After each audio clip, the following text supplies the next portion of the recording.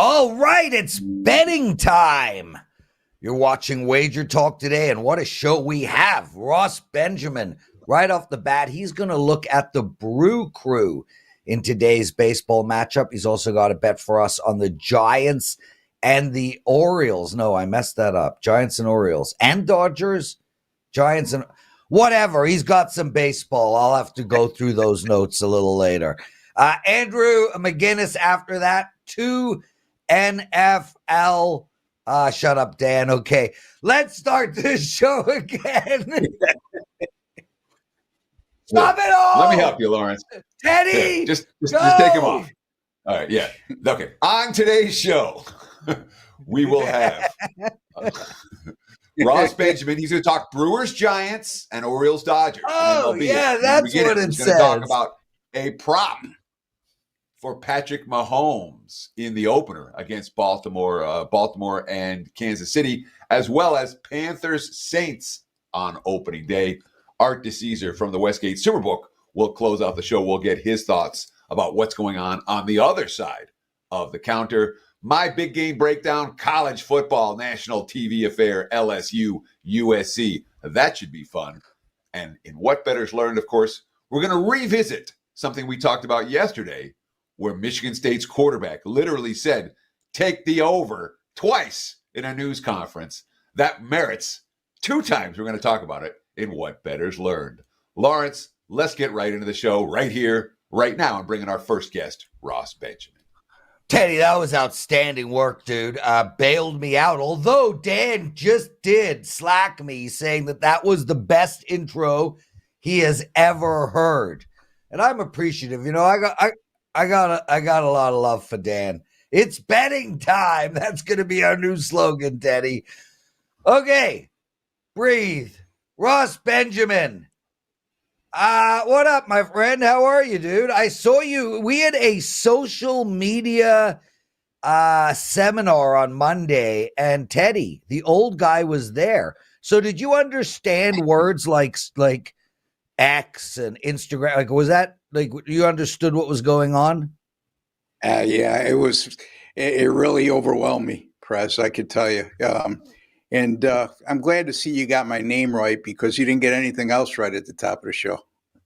Well, your name's the most important part, Ross Benjamin.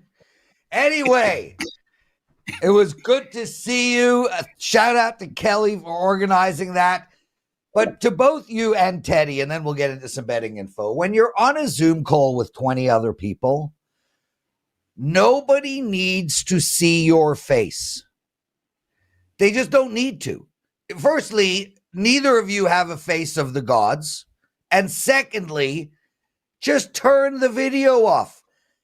You know, had that guy from CNN, Jeffrey Tobin, turned the video off, he wouldn't have been canceled. So turn the video off. Okay, done. Let's go. Brewers and Giants. Ross, how do we bet this game? Boy, after that comment, my confidence is shot. I don't know if I want to continue. Anyway, Kyle Harrison going for the Giants and Freddie Peralta going for the Milwaukee Brewers. Just a simple case for me of one pitcher in bad form against another one in recent good form.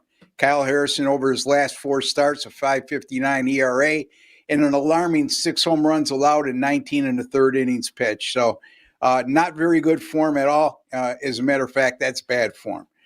San Francisco, their home and away splits this year. They're 38 and 28 at home, and despite last night's 5-4 win at Milwaukee, just 29 and 37 on the road. Harrison also, in his last 5 starts on the road, the San Francisco Giants have gone 1-4 in those games, and opponents have averaged 6.2 runs per game. Now, that's not all on him, but a majority of that run production over that course of time is certainly falls on the shoulders of Kyle Harrison. Freddie Peralta, on the other hand, good form over his last 3 starts with a 2.65 ERA, a 1.06 WHIP.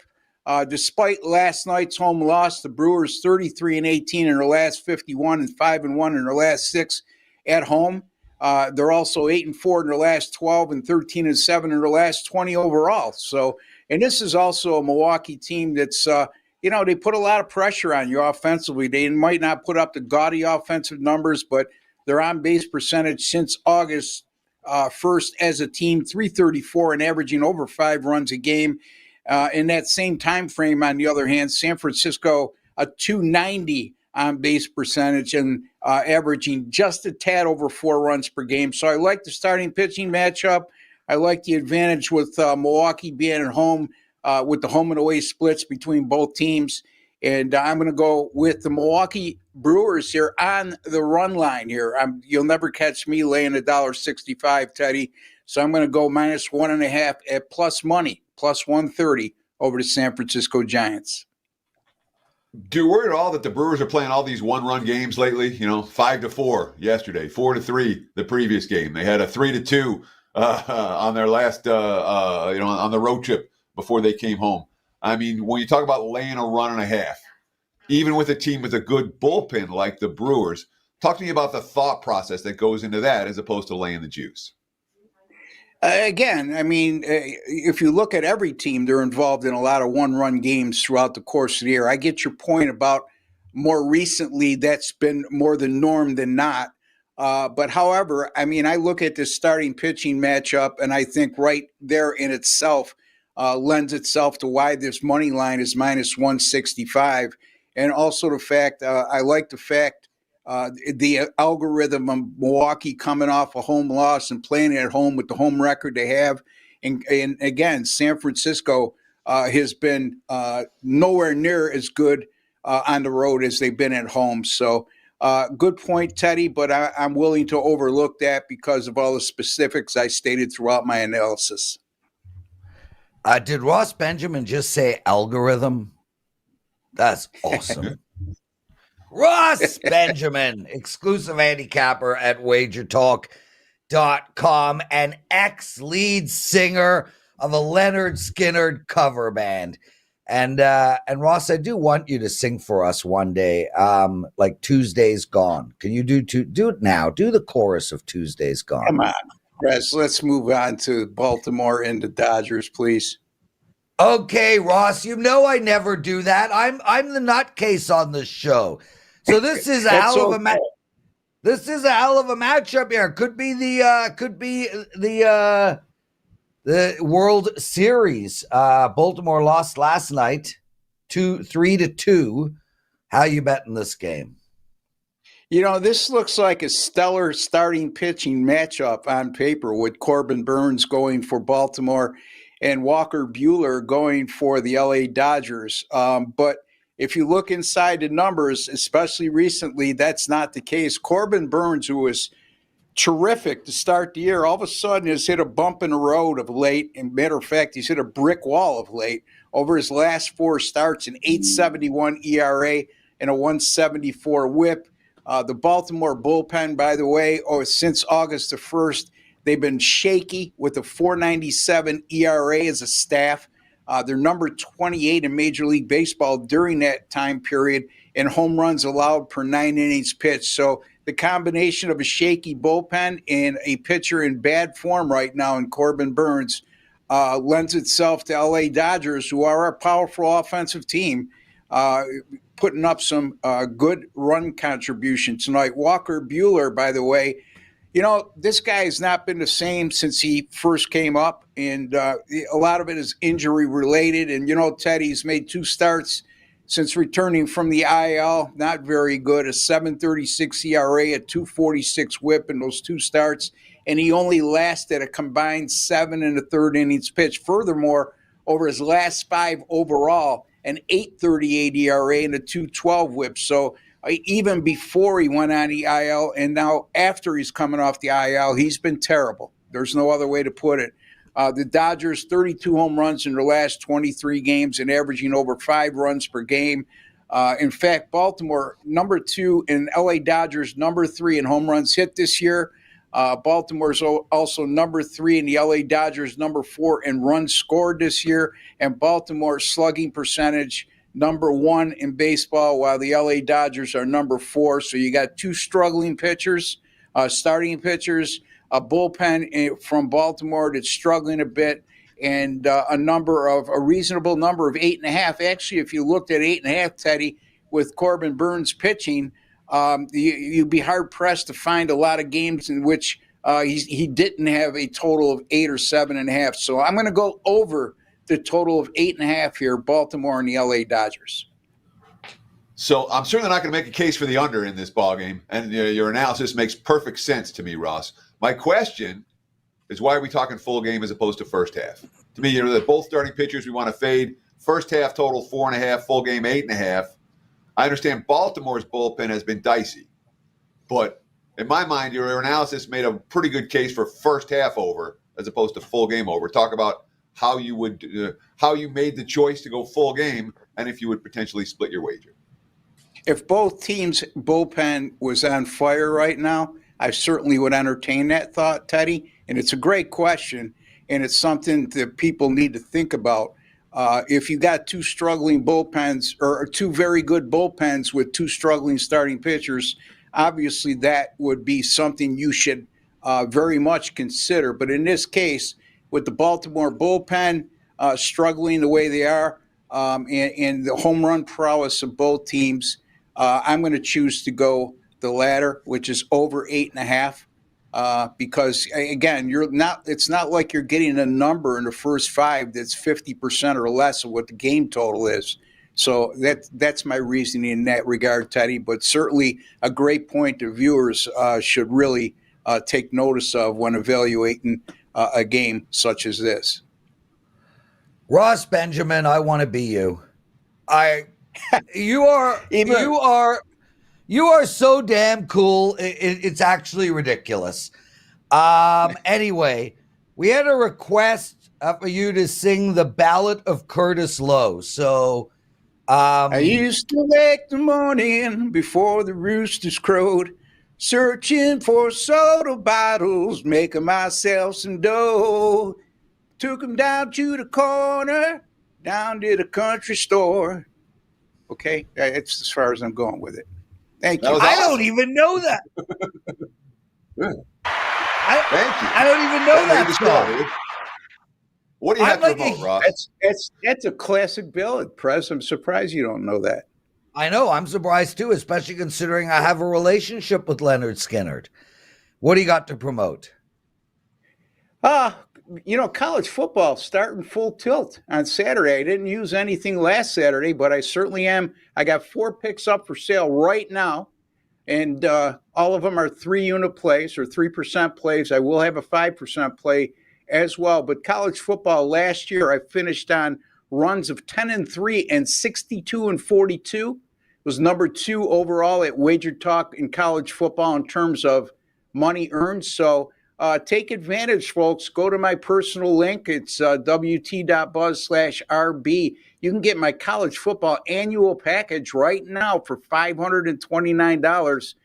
That's not a lot of money. It's a little bit of money to make a lot of money, because last year made over $4,000 in college football based on our grading system, Prez. Beautiful stuff, Ross. Cool as shit. Teddy covers. It's betting time. Okay. That's going to be my new signature. Eric D name. I'm now Lawrence. What are those guys? Buffer. Lawrence Buffer. No, I'm Prez Buffer. I'm Pruffer. I don't know. Teddy, I'm going to shut up. What did Bettors? I'm going to be brought into this segment. I better listen and pay exactly. attention. You can't shut up because I'm bringing you in today in What Bettors Are. Because I wanted to talk about this again. Because Michigan State, the sophomore quarterback, he's not even a senior. He's a sophomore. His name's Aiden Childs. And not once, but twice in a news conference, he goes, if you bet, take the over, talking about the Michigan State game against Florida Atlantic. Again, that's Friday night, a national TV affair on Fox Network, 7 o'clock East Coast, 4 o'clock here on the left coast. So a quarterback telling reporters, quote, if you bet, take the over. Think about how crazy this is. 10 years ago, literally, for saying those words, those exact same words, Austin Childs would have been thrown off the team, suspended, and would no longer be eligible to play D1 football. All right, scholarship gone. we know things have changed, Prez. I mean, think of your weed when you used to come to Vegas. You're asking the valet guys, you were sneak meeting strangers in the bathroom. And okay, that sounded the bad. same thing happened around the country with bookies. I don't mind at all when the starting quarterback gives me his betting opinion of the game. Doesn't mean I have to bet it or that he knows anything about betting. But to see this type of paradigm shift, Prez, where a guy literally would have been thrown off the team, and now it's just like, yeah, okay, bet the over. Meanwhile, the markets, of course, went from 48 to 45 in that ballgame. They do not agree with Child's assessment. But, I mean, Lawrence, when you think about that concept, this guy would have been thrown off the team and never play college football again. And now it's like, yeah, okay. And it's not that much of a time frame difference. What's your take? Well, yeah. So real quick, firstly, in regards to the time frame difference, the right and wrong part was prior. They were wrong prior. Destroying a guy's life because he makes that statement 10 years ago is total bullshit. So I'm really glad that they've changed. Secondly, one of our listeners yesterday commented on our YouTube video and said that he was alluding to over 4.5 wins on the season. And supposedly he came out and clarified that, and that's when it was bet back down to 44.5. I am just the messenger. So just for the record, that's a really important note. I appreciate you sharing it with both me and the audience because I did not know that. And it's quite possible he might have meant in reference to that. Let's also not forget that your mainstream reporters aren't going to understand the gambling nuances. Did he mean bet the over 4.5 wins? Did he mean bet the over for the game, et cetera, et cetera? The reporter's going to write it. They don't know. So if you watch the news conference, you have a better idea. That's a great tip. Thank you for sharing. Yeah, but it is, listen, I'm totally good with these guys coming out and saying whatever they want to say. They should be allowed to, Teddy. Like, I don't think they should be allowed to bet on the games that they play in. But, man, what is the problem? Like, do you think there's a problem with a quarterback coming out there with, Jared Goff coming out there and saying, hey, this weekend we match up great against their defense, take the over? Do you have a problem with that? No, I don't have a problem with that. I would much rather have a quarterback or a player say something in a public venue so that we all can hear it and get the quote than to be whispering something on the side to somebody, which is a much bigger concern. Well, there you go. Okay. Let's keep this show moving. It's betting time. Andrew McInnis joining us. What up, Andrew? How are you, brother? What's up? Doing very well. Kind of disappointed the summer's coming to an end, but with NFL coming up here and NHL, I'm excited. So doing well. And I couldn't agree more with you guys about that. I think that I find it a lot throughout the summer here with Canadian TV, with TSN, all these people giving out betting advice, like on the panels that that have never bet in their whole lives. Like what you were saying yesterday, Teddy, about where you should find your information. It kind of does bother me. And I've never really been one to say stuff like that because, you don't want to act like you're better than someone else. But be careful who you're getting your betting info. Great broadcasters don't always mean great sports bettors. And Prez, that social media training was awesome, but it's an old school, it's a school thing. You can't, I agree. I would have loved to have been able to drink my smoothie as I was and listen in the background. But the reason you leave your webcam on is to show you're paying attention. I would have loved to have had mine off like half of you guys too. You're being graded? Prove to your You're being bosses. graded? I don't know. I'm proving that I'm paying attention. You could have just gone and walked your dog for all I know. I don't know. On that note, Rob Vino wins. Rob Vino had his video on, and did you see what he was doing for the entire session? No. He was taking notes. He had a pen and a paper, and he was old school writing down notes. So he wins. But I'm not buying what you're selling, Andrew. You're not being graded. Nobody's judging you. And I feel like you concentrate better with your video off. You're not worrying about your hair, how you look. I didn't think Teddy looked particularly amazing. Yes. I'm never worried about my hair. I'm never worried. Yeah, okay? no one's So worried I don't about have that to worry except you, about that. Lawrence. Eric D writes, he always has is off. Whenever I'm on a Zoom call, my video's on for 1 minute, so they see that I'm there. Then I turn it off. You don't need to look at me. I'm an old, decrepit man, for Christ's sake. Who the hell wants to look at me? Anyway, Andrew, I appreciated you being there, and we had an owners meeting after the meeting, and you passed. So you passed. Oh, great! We noticed you paid. We noticed you were paying attention. Ravens and Chiefs. That's how we're starting this NFL season, and it's going to be a doozy. Last year it was Detroit in Kansas City. They came out with an incredible football game. You got a bet for us in this game. What is it? I'm excited here, Prez. It's quite the bold one here. Look, guys, everybody you'll see, content creators, sports bettors, everybody in the space that bets on props, 99% of people are going to start their season off by betting overs. And a lot of people on Friday morning are going to be very disappointing when they find out that not every over is going to hit, especially in the first game of the season. So I've decided to kind of make a bold pick here, take an under involving Patrick Mahomes, which is always risky. But I'm going to go under 35.5 yards for his longest pass completion. Now, Baltimore, this Ravens team was the #1 team in yards per attempt allowed last season. Worth noting, KC was actually #3 in this category as well. But I think, the Ravens have such a dynamite offense, but they don't get enough credit for their defense. And even KC last year, their offense is still great. Sure, they've got Kelsey. Sure, they have Mahomes. But their defense did win them a lot of games. And I will definitely die on that hill. And when you look at some of the individual numbers for longest reception for some of these players, Kelsey, 20.5. Xavier Worthy, 20.5.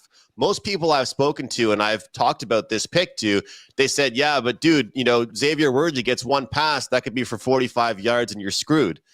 I think that maybe the chemistry could take some time, but also his number is 20.5. Ask yourself, why is Xavier Worthy's number 20.5 for his longest reception if Patrick Mahomes' number is 35.5 here for his longest completion?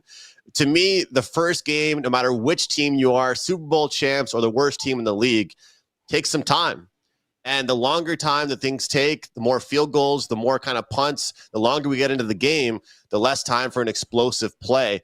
To me, this is a lot of yards here, guys, for the first game of the season, despite it being Patrick Mahomes. I'm going to go under 35.5 yards here. So I just went back and looked at those game logs for the last 2 years. I was doing the same thing. First 8 games last year, he went 33 yards or more in every game. In 2022, he was at 35 yards, I believe, plus in every game, or 30-plus yards in every game through week 13. You gave kind of a rhetorical question of why is Worthy 20.5 and all the receivers at 20.5, but Mahomes is at 35.5? And obviously the answer to that is because each receiver is only one guy, but Mahomes gets to throw to all the guys. But given his track record, all right, and given the fact that we're not talking about a ridiculously high number here, I mean, to me, this is a bet. Is it really better than a coin flip here? Talk to me. Well, I think it's not as much that I'm dismissing the Chiefs and Mahomes as giving respect towards the Ravens defense and their team overall. I think that's what I want to be clear here with, is that I'm not coming on here and saying, Patrick Mahomes isn't capable, because that would be just a horrible statement to make. That's just not true. The fact is, Baltimore, #1 in the league last year in yards per attempt allowed. This defense has made big plays. And again, I think we did see a lot more dinking and dunking out of KC last week. I'm not saying they can't throw the ball deep. And yeah, Teddy, one play could burn me, and it could be the third pass of the game, and it'll be horrible. But I think this number at 35.5, I think it's worth betting the under on, especially in the first game of the season against this Baltimore team. Worth noting, because I figured maybe you would have asked this as well, is I do actually lean towards the under in this game. If that means anything, if that correlates whatsoever, I do think this game overall could go under the total. Yeah, I like that play too, Andrew. I don't know about this Mahomes one. I will say this. Last year against Detroit, the longest completion Mahomes had was 34 yards, so that did go under. Last year against Baltimore, the longest completion was 33 yards. So in a head-to-head, that went under as well. But over their head-to-head matchup in Baltimore, he's gone way over this number way more times than not. I agree with Teddy. I don't feel like it's a coin flip. Let's move on. So let me ask this. If we don't bet it this time, when do we bet this prop? Well, if we don't bet the under. I don't have a bingo card, bro. I don't have to ever bet this prop. So I know. It doesn't work that way, bro. Like, I don't understand what you just said, actually. Anyway, Andrew, let's talk week one. Obviously, that's what we're doing. And we've got the Carolina Panthers, and they're playing the Saints. Plus 4.5. Where are you going here? Two shit teams. You gotta love it. You gotta love it. We go from the Ravens and the Chiefs to the Panthers and the Saints, guys. Overall, NFL football overall handicapping. When I see two teams of this caliber, I want to be on the underdog, guys. I want to be on the underdog, and I want to be on the team that's improved from last season. I think Carolina has improved from last year. I do have faith in the quarterback play. I do think Bryce Young will continue to improve and progress. And I'm not one guy to buy too much into preseason. And Teddy, I've watched every single episode with you and Drew and Joe with the opening line report. And I do take it into account, the preseason. But I think Carolina looked pretty good. And I think New Orleans kind of disappointed me with some of the play I saw there from their guys, despite it not always being a full roster out there. And looking at the offensive line, I think they really addressed it, this Carolina team. I think Bryce Young is going to be protected, have a lot more time to make plays. They're going to be able to put some points up on this New Orleans secondary. And divisional matchups for Carolina, they were 1-5 straight up last year, but they actually kept it within this number of 4.5 3 times. And I think they're improved, and I think we're going to see some regression out of New Orleans here. And I simply am a lot lower on New Orleans defense than a lot of the people are. Derek Carr, to me, always seems to throw into double coverage. I don't trust his decision-making. This, to me, is two crappy teams, and I want to be on the underdog. Plain and simple, and I think Carolina improved themselves in the offseason a lot more than New Orleans did. So I got to ask you, you said you saw positive things from Carolina in the preseason. I watched Carolina in the preseason, and I downgraded them, not upgraded them. What did you see that I didn't see? Well, I think it's not necessarily reflective in the scores, obviously, but I just thought the decision-making, I thought the team chemistry looked better. I thought that some of these guys they brought in are going to be able to make differences in the regular season. Compared to the Saints, I think the point spread perspective as well in some of their games, they were supposed to be a lot better. They were supposed to win a few games. They were laying points in some games. They didn't perform that well. So, Teddy, overall, this is just an example of two teams that I'm very low on overall, and I just want to be on the underdog. Yeah, look, Andrew, I'm not gonna disagree. If I had to take Carolina all year for my bingo card, I guess this game feels like as good a game as any. Good thing I don't. But, man, I look at this team and the way they ended last year. Okay, sure, they put up 30 points against Green Bay. They laid a duck 2 in a row. They lost 9-0 and 26-0. They haven't scored a touchdown in the regular season in eight games. And 10, 6, 9, 30. Why aren't we looking at the under here? I got to jump in. Are you handicapping this year's opener based on last year's final scores? No, I'm not, Teddy. However, Carolina did not add a whole lot to their offense that would suggest that they are going to be an offensive juggernaut this year. This team ended last year out of sync. They played like crap in the preseason. You downgraded them. And I'm looking at this team and I'm saying to myself, they are still going to play to the under. I understand it's only 40.5. I get that, but it's better to be ahead of these bets than behind these bets. And I'm saying I still think the Panthers will play to the under. 40.5 points in a Panther game, given the lack of improvement that they have shown on offense in both signings and preseason play, seems like a better bet to me than the Carolina Panthers. That's what I'm saying, my good friend Teddy. That's some passion Andrew, right there. That's some passion. I'm not a huge numbers guy, but I just wanted to mention, I forgot to mention this. Derek Carr, 21, 37, and 2 ATS when he closes in the market as a favorite, 4, 8, and 1 ATS last year as a favorite. So another reason why I like the underdog. But guys, I'm super excited about the NFL season, and I've got a CFL and NFL combo pack that you can find over at my page, wt.buzz/AM. We're also riding a 69% long-term MLB run. That's going back to the end of July. So super excited about it. Last night, 1-1, full transparency, and unfortunately, the one that lost was a 5%er. So they were both plus money plays, but you always want to hit the big ones. I'm excited, guys. Grab those plays, and also gonna have a prop pack up later on this afternoon for some plays for the opening game, Chiefs and Ravens. Love having you with us, Andrew McInnis. Thanks for joining us, brother. Keep kicking ass. Great CFL season. Don't sleep on Andrew's CFL plays. Teddy, we still have Art DiCesare coming up. But first, it's your big game breakdown. LSU has lost as a favorite on opening day in each of the last 4 years, and they're laying points again this year. What's likely to be different? Well, maybe a lot.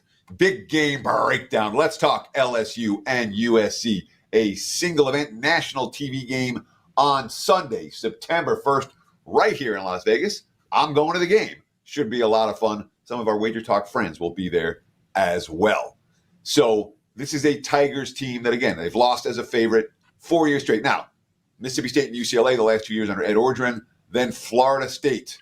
Tough losses each of the last 2 years, particularly 2 years ago. They lost by a single point. -2, -4, -1.5, and, of course, the one time -18.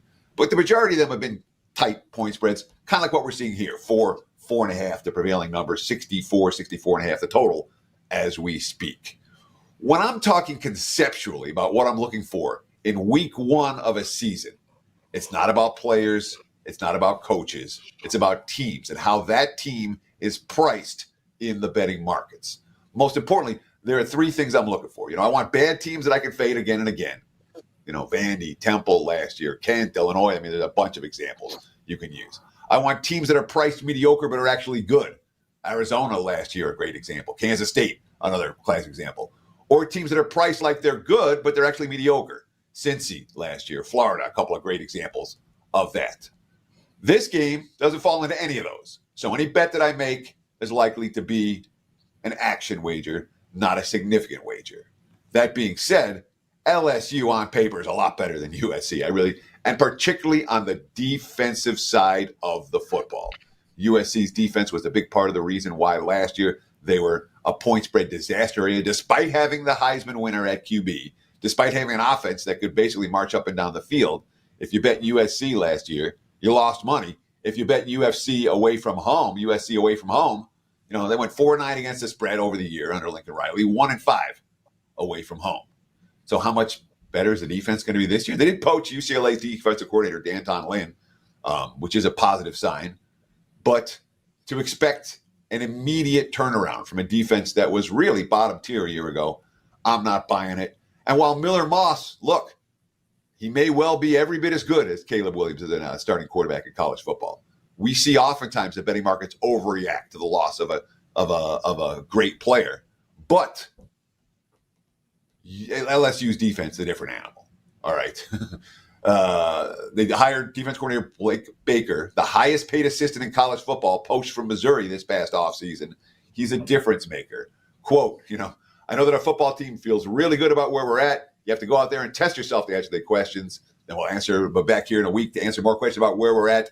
I know we're going in prepared defensively. Our guys are excited to play. There's not a lot of confusion or busts. Guys know what it takes to play LSU football. I'm excited to watch them play. A Brian Kelly quote that in my mind is worth paying attention to. I'll take the better defense minus the points despite LSU's poor track record on opening day. Give me the Tigers -4 if you shop around 4.5 the prevailing number on Sunday at Allegiant Stadium here in Las Vegas. There's your big game breakdown. Back to you, Mr. Prez. Teddy covers. Let's keep this show moving. Guys, if you like what you're hearing, please take a second out of your day and hit that like button. 200 people watching the show live, only 64 likes. I think the show's been amazing. I give this show a 8.9 out of 9. Yeah, Teddy, keep going, Teddy. Keep doing it. Yes, likes, everyone. I love when Johnny watches the show, Teddy. Yesterday, somebody asked what's going on with the NFL presidential address. Just to let you know, it starts next week. This year will be slightly different. I'm going to be doing 3 NFL videos. One will be a top to bottom video, which will take only be 10 minutes. We'll go down every single game, and then I will give my favorite totals, my favorite sides. So we have lots of NFL Prez content coming your way starting all next week. Art DiCesare joining us. Art, welcome to the show, my friend. Are you pumped? Are you excited? 700 college football games in front of you. I love it, man. This is what we do. The long, hot summer is over. I mean, it's still hot, but, we can now get into football, and this is great, man. And then, obviously, the following week is just even better. When you have Saturday and Sunday, and you got the dual, days of that. But, this college football is great because it basically starts Thursday and runs through Monday. I mean, there's just football all day. So, really fun. Going to be a lot of energy in the sports book and a lot of fun for us back in the risk room as well. Teddy covers. Let's show your age. There was a famous song, Long Hot Summer. You know the band? No. Well, I know Art I don't know the doesn't for song. sure. Art's too young. Art's too young. Okay, Long Hot Summer, guys. Who wrote that song? Who sang it? It's actually an incredible song. Art, let's get into some actionable betting information. Teddy, you're always better at getting the stuff out of him than me. I'll kick back for a bit, and then I'll jump in a little later. So that's what you want. Yes, Teddy. I interrupted the show for that, Teddy. Yes. So there's a specific preseason game I want to ask you about from last week, Art. I would consider this, from a bookmaker standpoint, as bad as a preseason game can get. The Bills were favored. Carolina closed -4.5, bounced back and forth on game day, 4.5, 5, 5.5, and it lands Carolina by 5. I would got to consider that's the worst possible outcome, where all the Panthers' money came, and then it bounced back and forth. Does a game like that affect your bottom line at all in August, or is it really just a non-factor? Am I thinking more to it than there is? Panthers Bills last week. How bad was it at the Westgate? Or is it really, preseason, we don't even worry about this stuff? No, Teddy, I mean, it's something obviously that affects us and we worry about. You're right. It wasn't a good result. But if that's, a game in week 4, that could shift the whole week. I mean, it really can. That could really move the needle on what happens for us in a particular week for an NFL, betting period when we look at the plus minus. So in a preseason game, is it going to move the needle that much? No, but I think it is something, of note. So, Art, on that note, the books find themselves in a similar situation for this college football Saturday. Gianni the Greek came on the show yesterday and last week, released Texas A&M at a pick'em, and also Notre Dame at +3. Where's the action lie in that game? Do you have a huge risk situation if it lands inside of that 3 number? Yeah, it would be definitely something we're looking at. And, he's right. It obviously opened pick. and we saw good early sharp money. And this was earlier in the summer because, a lot of these lines have been out for a while. So, we've been sitting at 2.5 for a while on that game. But we do know, because eventually there will be Notre Dame money. We just know that's going to happen. When people come into town this weekend, there are going to be plenty of people who take Notre Dame. There are going to be plenty of people who take Notre Dame on the money line. That will happen as well. Even the people, and it's not as much as the NFL, but people still do tease college football. People are going to tease Notre Dame through the 7. They're just going to do that. We know that's going to happen. But right now, we are pulling for Notre Dame because of the early flood of A&M money that's come in. And I'm pretty positive. I don't think we've touched 3 on the game yet. I think we're still sitting pretty steady at 2.5. Art DiCesare at Art Dice21 on Twitter. He's a risk management supervisor over at the Westgate Superbook here in Las Vegas. Art, all the teams that played last week, the betting markets are reacting to. Whether it's, Hawaii didn't cover as a favorite, now let's bet against them as an underdog. Whether it's Florida State didn't cover as a favorite, let's bet them down against Boston College. Is this normal? Is this typical? And talk about that week 0 to week 1 betting market reaction / overreaction. Particularly, let's just talk the Monday single event game, Boston College, Florida State, where, BC's taking all the money so far. They are taking a lot of money, Teddy. And we do this every week in college and the NFL. It's what you saw last. There's always an overreaction. There's an overreaction with numbers and the betting market. Look at Nevada. I mean, they were a team who's, priced at a 2.5 wins, worst team in the Mountain West. They're 21 point opening dogs to SMU. That thing gets as high as 27. They play SMU tooth and nail. Probably should have won the game. They opened 15.5 this week. It goes all the way down to 8.5.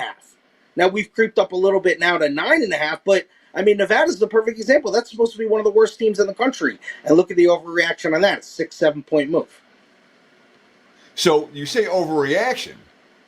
Is it automatically an overreaction when we talk about these type of teams? Was Nevada priced wrong prior to the season, and now they're priced correctly? So the overreaction is just an appropriate reaction. Or Florida State, or any of these teams. How do you, as a bookmaker, deal with that, and how do the bettors tend to deal with it? That's a great question, Teddy, and that's obviously for us what we need to figure out in our risk room. Were our power ratings wrong? Was our season win note total wrong? Like, did we open a number incorrectly? Now, I personally, take keys from the guys who've been doing it a long time, and they don't ever want to overreact after one game. But, we'll learn a lot more this week about those teams. I think the bettors look at it more. They're more emotional in the sense that, like, oh my God, look at what happened. Now we'll fade Florida State the whole year. Like they'll look at it like, all right, Florida State's a playoff. Like, we're not going to play, even if BC's no good, who cares? We'll take the points. FSU's got to prove it to me. We take a little bit more of a different approach, obviously, in the back room. So do you like Florida State on Monday? Laying the now cheaper price? I thought I was getting a discount on them. And people need to realize this, too. With the new playoff, Florida State wins out. They probably could still make the playoff. Obviously it's not a great loss, but, a lot of things. They're breaking in a new quarterback. They're in Dublin, Ireland. Georgia Tech played great. That kid, Haynes King, Texas A&M transfer, was awesome in the game. So Florida State could still win out, and all their goals are in front of them. So, yeah, I think sometimes when you get a discount on a team, it's usually the right move to do that. But I also thought you were getting a discount on Florida State last week because that thing was 13.5 and then was 10. But they obviously proved me wrong.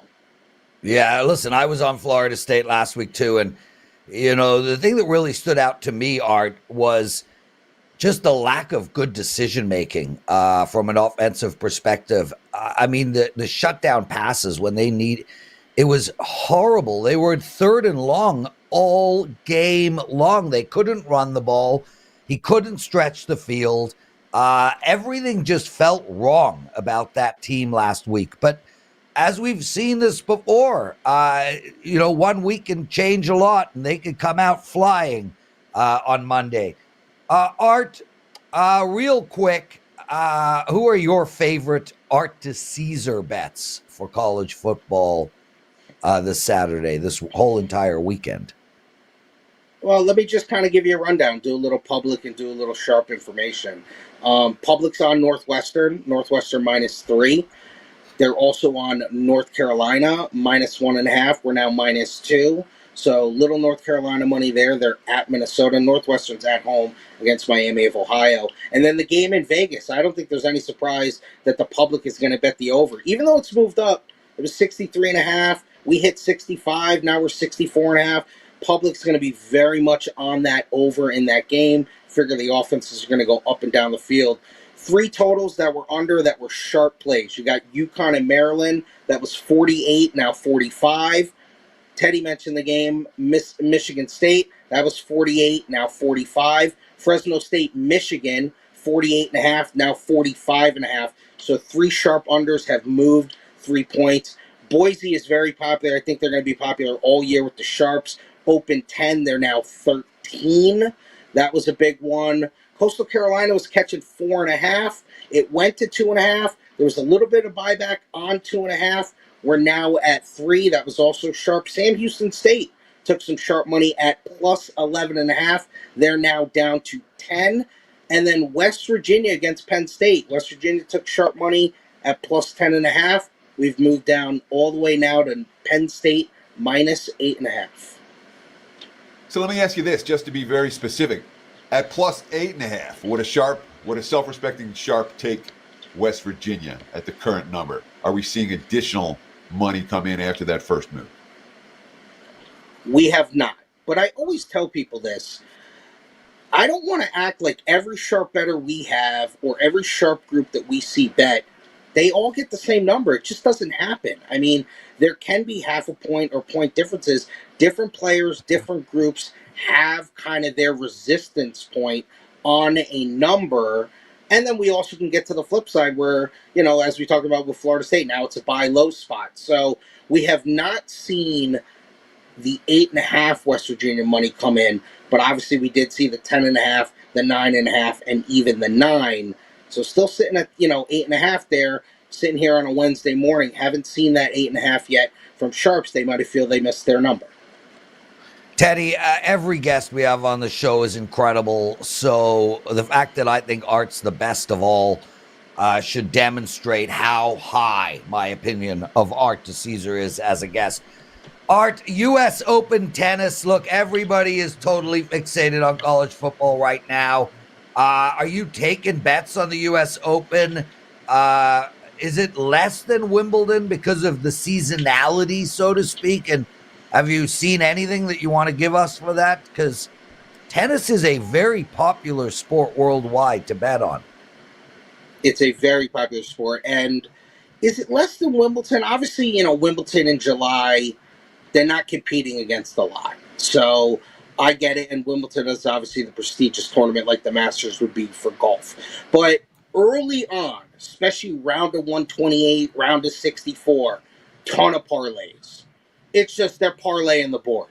They're laying every favorite, and they're putting together 8, 10, and 12 teamers. You see a ton of that. That's always what happens. On the women's side, as far as the future book goes, we really don't have a liability one way or the other with anyone. Maybe Coco would be our biggest liability, but it's not something that would shut the lights out. Novak for us on the men's side is our big liability. It's tough to say because he's one of the 2 favorites. But, we took a pretty nice 5-figure bet on him at plus $3. And then we moved all the way down to $2, plus $2. So right now we will be rooting against Novak on the men's side. Rooting against Novak in U.S. Open action. Art DiCesare broke it down. NFL, college football, NBA, tennis, you name it. Art, talk about you for a minute. What's going on at the Westgate Superbook? What's going on in Arthur DiCesare's life at ArtDice21 on X? Yeah, listen, guys, we still got a lot going on. You can still come in and sign up for the Super Contest. Whether it's the regular one, the Gold Edition, the Reboot. We still got the Season Wins Contest open for the NFL. So, obviously, that's a really fun thing to come down and sign up for. $200 entry up to 5. That's a really fun thing. Keep you involved all year and something like that. Still have a real great app promotion if you're a first-time app sign-up. guy or girl, you come in, you bet 100, get 100, so it's like a free $100 bet. And as always, guys, if you have any questions, I know it's a busy time of the year. You can always talk to your frontline supervisors. But if I am there at the sportsbook, you can ask for me. I'll pop out, give you any information you need, give you the paperwork you need, and kind of point you in the right direction. Art DiCesare, wonderful stuff, man. Love having you on. See you next Wednesday. Teddy, dude, we got a killer show tomorrow. Marco D'Angelo, Ralph Michaels, Dave Mason. Friday, we got Andy Lang, Gianni's back, Brian Power. There's so much more betting info coming your way. Stay with us. Join us every day, noon Eastern, for Wager Talk Today. Teddy, my brother, I'm hungry as shit. It's lunchtime. Take us home. And I'm pretty sure the expression goes, see you next Tuesday, not see you next Wednesday. That'll wrap it up for the Are you using an acronym? Wait a minute. Are you using an acronym? See you next Tuesday? Yes, my friend. So, enjoy the games. So Best of luck with your bat. I'm closing out the show. We'll see you guys tomorrow, right here on WagerTalk Today.